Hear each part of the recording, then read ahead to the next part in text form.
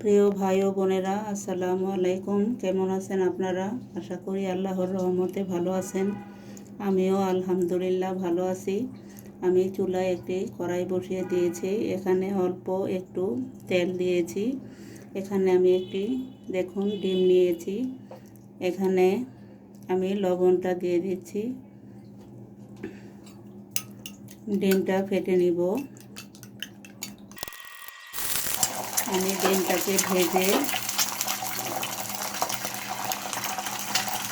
পাটি সাপটা পিঠার মতো ভেজে নিব। নিয়ে আমি এটা তরকারি রান্না করব। ডিম সাপটা তরকারি বলি এটাকে আমরা।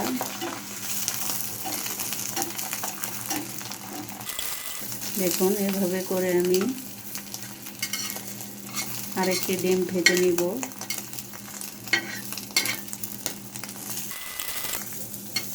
এটাকে আমি দুইটা ভাগ করে নিব।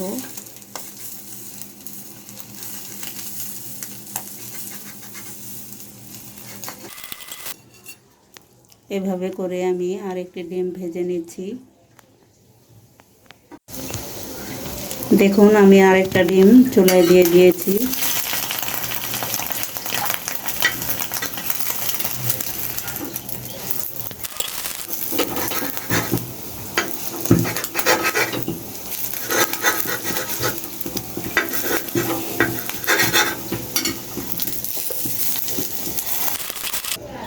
এখন আমি রান্না করে নিব। দেখুন আমি চুলায় একটি পাতিল বসিয়ে দিয়েছি। এখানে তেলটা দিয়ে দিচ্ছি। এখানে আমি পেঁয়াজ বাটা নিয়েছি, এটা দিয়ে দিলাম।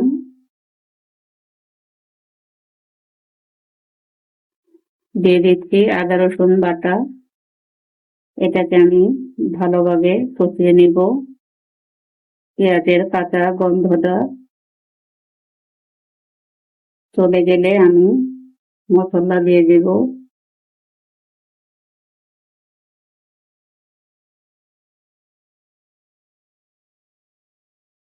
দেখুন আমার পেঁয়াজ কষানোটা হয়ে গিয়েছে। এখানে আমি এখন পানি দিয়ে দিচ্ছি। লবণ দিয়ে দিচ্ছি, হলুদ গুঁড়া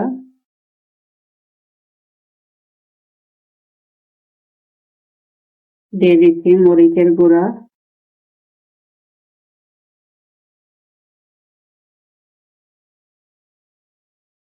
এখন আমি এই মশলাটাকে ভালোভাবে আবারও কষিয়ে নিব। দেখুন মশলাটা কষানো হয়ে গিয়েছে, তেলটা আলাদা হয়েছে। এখন আমি এখানে পানি দিয়ে দিচ্ছি।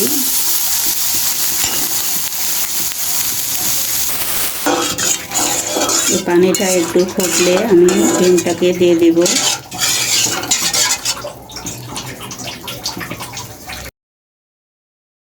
দেখুন ঝোলটা বলক এসে গিয়েছে। এখন আমি ডিমটা দিয়ে দিচ্ছি। কিছুক্ষণ পর দেখুন আমার তরকারিটা হয়ে গিয়েছে। আমি 1 চিমটি বিট লবণ নিয়েছি, এটা আমি দিয়ে দিচ্ছি। দিয়ে দিচ্ছি পাঁচফোড়ন গুঁড়া।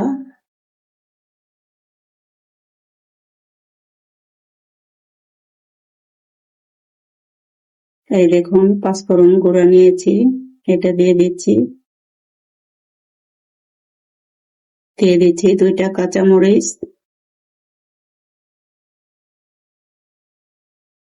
আমার রান্নাটা হয়ে গিয়েছে। যে ভাই বোনরা আমার চ্যানেলটাকে সাবস্ক্রাইব করেছেন তাদেরকে জানাই হাজারো শুভেচ্ছা ও অভিনন্দন।